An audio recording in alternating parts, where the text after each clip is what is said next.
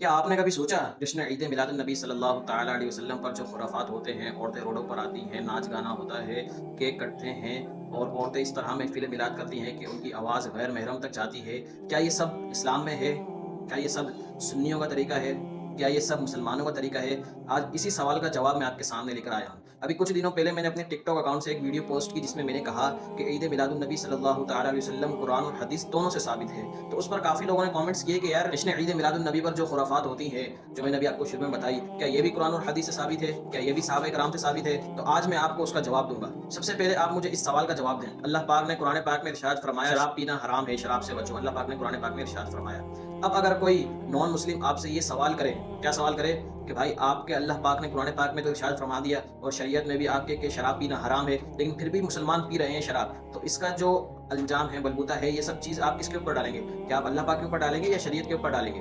तो आपका क्या जवाब होगा कि भाई जो शराब पी रहा है, जो वो काम कर रहा है जिससे अल्लाह पाक ने मना किया, तो उसका अंजाम वो खुद भुगतेगा। अल्लाह पाक का इसमें कोई अमल दखल नहीं। क्यों? क्योंकि अल्लाह पाक ने 2 रास्ते दिखा दिए। इस रास्ते पर चलोगे तो जन्नत में जाओगे, इस रास्ते पर चलोगे जहन्नम में जाओगे। अल्लाह पाक ने अपने पैगंबरों को भेजा रास्ता दिखाने के लिए भेजा कि इस रास्ते पर चलोगे, मेरे रास्ते पर चलोगे, सिरात मुस्तकीम के रास्ते पर चलोगे तो जन्नत पाओगे, और अगर दूसरे रास्ते पर चलोगे तो जहन्नम में जाओगे। अब अल्लाह पाक के मना करने के बावजूद अगर कोई बंदा शराब पी रहा है, अगर कोई बंदा सूदखोरी कर रहा है, रिश्वत ले रहा है, तो इसकी सजा और जजा वो आखिरत में होगी। इन सब का हिसाब किताब आखिरत में होगा। तो इसी तरह आला हजरत ने अपनी किताब फतावा रज़विया जिल्द नंबर 22 सफ़ा 240 पर लिखा, औरतों का मिलाद पढ़ना जायज़ है बशर्त ये है कि 4 दीवारी के अंदर हो और उसकी आवाज़ किसी गैर महरम तक ना जाए। ये आला हजरत ने अपनी किताब में लिखा है। और इसी किताब के जिल्द नंबर 23 में आला हजरत ने लिखा है कि ढोल बजाना या कोई भी ऐसी चीज़ बजाना जिससे मौसीकी पैदा हो या जिससे लज्जत पैदा हो, आपको लज्जत महसूस हो, ऐसी चीज़ें बजाना नाजायज़ और हराम है। अब मेरा आपसे ये सवाल है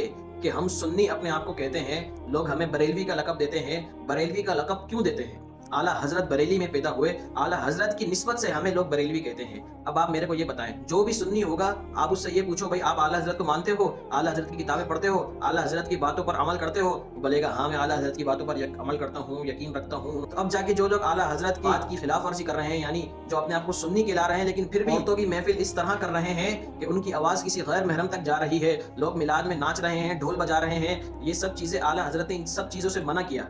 अब अगर कोई ये सारी चीजें कर रहा है तो उसकी सजा और जजा, उसका अंजाम वो खुद भुगतेगा। इसका कोई ताल्लुक सुन्नी या सुन्नियत से नहीं है। अगर कोई महफिल मिलाद में, अगर कोई जश्न ईद मिलादुन नबी पर केक काट रहा है, हमारे उलमा इन सारे कामों से मना करते हैं। आपको यकीन नहीं तो आप जो खुराफात आपने महफिल मिलाद पर, जुलूस मिलाद पर देखी हैं, अगर उन खुराफात में कोई आलिम दीन आपको नजर आ जाए तो आप आके मेरे से पूछो। अगर कोई आलिम दीन नजर भी आएगा तो उसका ताल्लुक सुन्नी या सुन्नियत से नहीं होगा। ज्यादातर आपको जाहिल लोग, जिनको कुछ अता पता नहीं होता, जिनको बस ये पता होता है कि हमें चीजें लूटनी है या चीजें लुटानी है, खाने की बेहुरमती करनी है, उनसे जाकर आप ये सवाल करो कि जो आपने खाने की बेहुरमती करी ये क्यों करी, या आप हर सुन्नी से नहीं करो कि जो खाने की बेहुरमती हो रही क्यों हो रही है। अब मैं आपको एक मिसाल से समझाता हूं। कराची इज्तिमा होता है, बंदे ने बोला हाँ होता है। मेरा कराची इज्तिमा के पहाड़ के पीछे शराब बिकती है, चर्च बिकती है, और भी जो नशेड़ी वाले काम है सारे खुलेआम होते हैं, तो क्या आप कराची इज्तिमा को गलत बोलोगे? उसने बोला नहीं, जो लोग ये काम कर रहे हैं हम उनको गलत बोलेंगे। तो मेरा उनसे सिर्फ यही सवाल है कि मेरे भाई, जो महफिल मिलाद पर, जुलूस मिलाद पर जो खुराफात होती है, उन खुराफात को देखकर आप जुलूस मिलाद को गलत नहीं बोल सकते। फिर मैंने उस बंदे को बोला,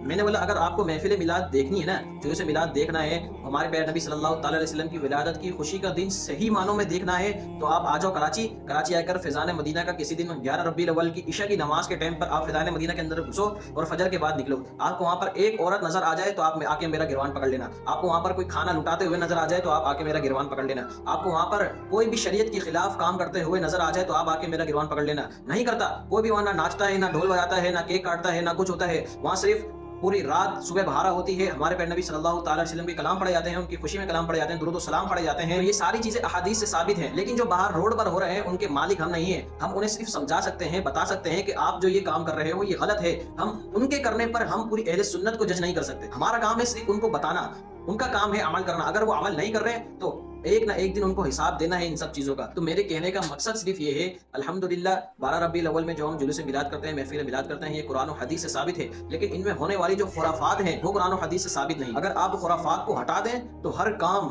जो काम सुन्नी करते हैं, हर काम कुरान और हदीस से साबित है। अगर आपको अभी भी डाउट है तो आप कमेंट करें, इंशाअल्लाह अगली वीडियो आपकी कमेंट्स पर बनेगी।